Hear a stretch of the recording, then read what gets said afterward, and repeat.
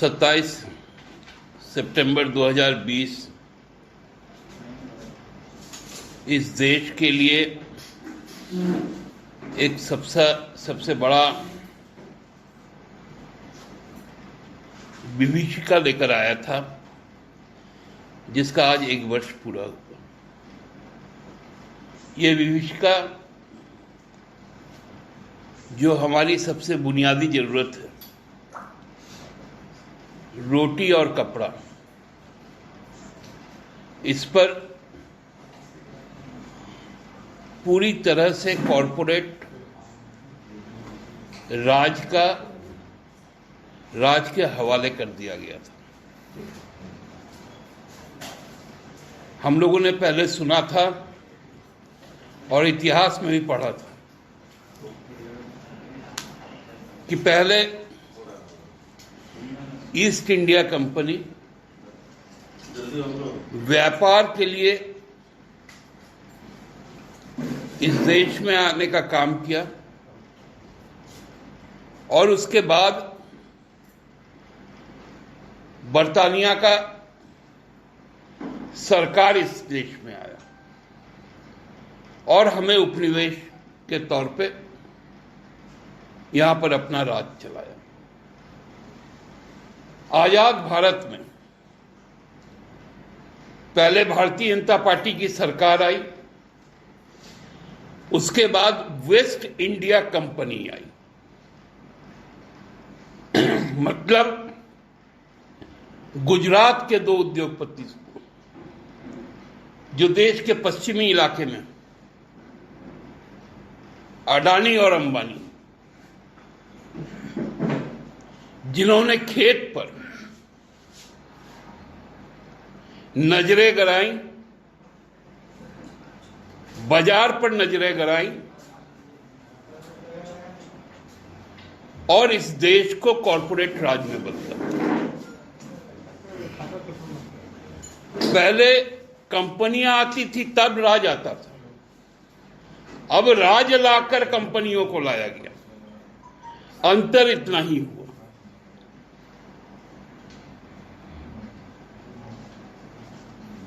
पाताल, जहां अनमोल खजाने हैं खनिज के, वो कॉरपोरेट के हाथ में। जमीन जो किसानों की है वो कॉरपोरेट के हाथ में। आकाश वो कॉरपोरेट के हाथ में। मतलब जमीन से आसमान तक और किसान से जवान तक, ये अब कॉरपोरेट के हाथ में चल रहा है। और इस काम को करने का काम केंद्र की मोदी सरकार ने की।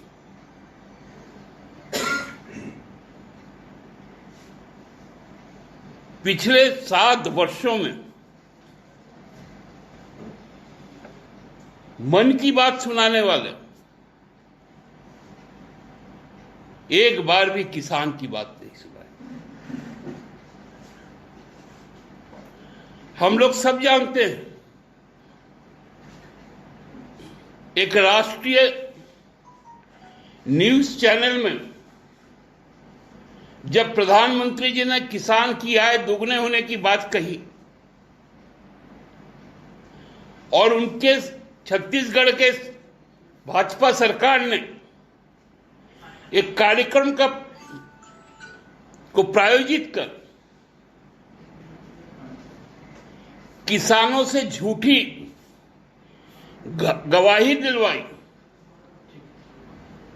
तो उस चैनल के उस रिपोर्ट को दिखाने के लिए न केवल माफी मांगनी पड़ी, उनकी नौकरी भी चली गई।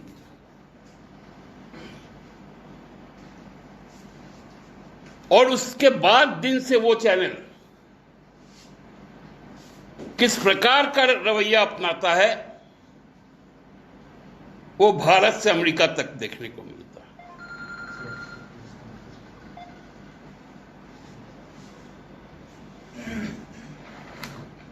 हम लोग, पूरे देश के लोग, इतना तक कि आरएसएस का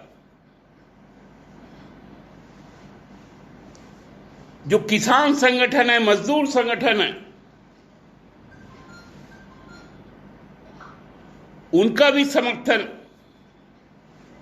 इस देश के करोड़ों किसानों के साथ है। अब तक 1100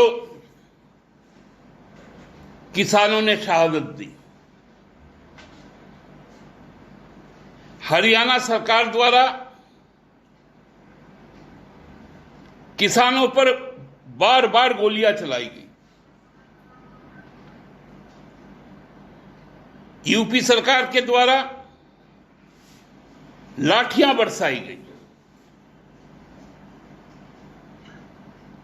लेकिन आज भी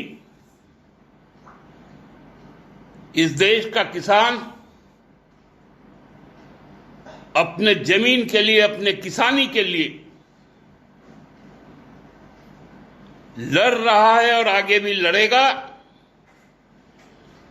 जब तक तीनों काले कृषि कानून, जिसमें कॉन्ट्रैक्ट फार्मिंग, जिसपे मंडियों का कब्जा,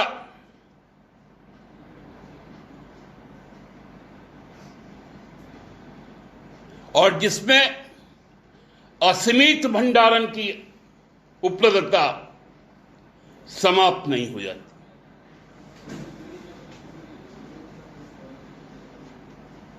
ये साधारण शोषण के हथियार नहीं है, ये पूरी तरह से इस देश को नीलाम करने की कोशिश है।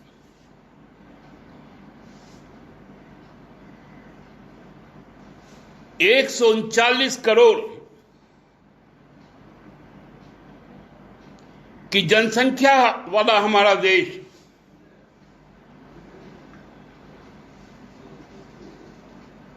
आज 39 लोगों के हाथों में, वो सभी औद्योगिक घराने हैं, पूंजीपति घराने हैं।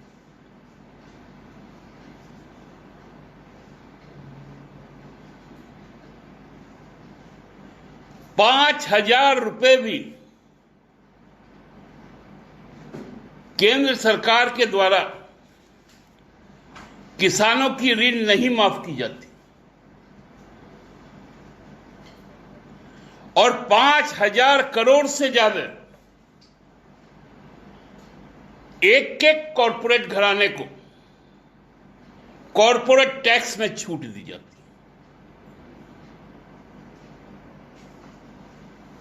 यह है सरकार की प्राथमिकताएं। देश का किसान, देश का नौजवान आज सवाल करना चाहता है सरकार से, तो उसको राष्ट्र विरोधी कहा जाता है। केंद्रीय मंत्री द्वारा किसानों को मवाली कहा जाता है, आतंकवादी कहा जाता है, खालिस्तानी कहा जाता है, नक्सली कहा जाता है, संगठित अपराध कर्मी कहा जाता है।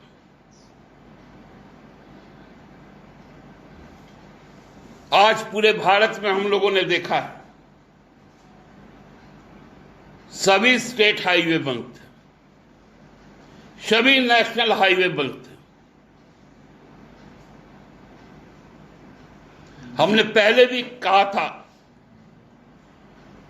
कि जो अपने पैसे से, अपने कमाई, गाड़ी कमाई से दाल और रोटी खाता है, वो किसान के साथ खड़ा है, और जो सूद का पैसा कॉरपोरेट का पैसा खाता है, वो किसान से दूर खड़ा। आज का बंद इसको साफ अंतर में बांटने का काम किया। मैं अपने पार्टी की ओर से झारखंड के साथ साथ पूरे देश में आज की जो बंदी है,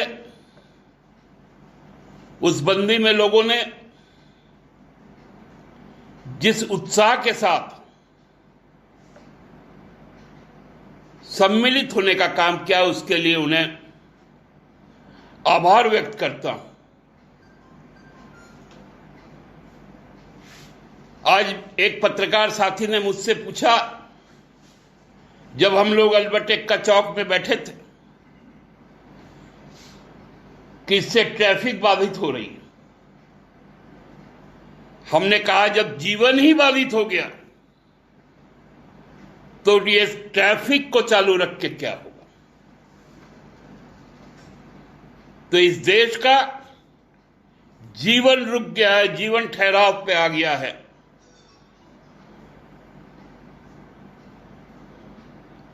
और अवैध,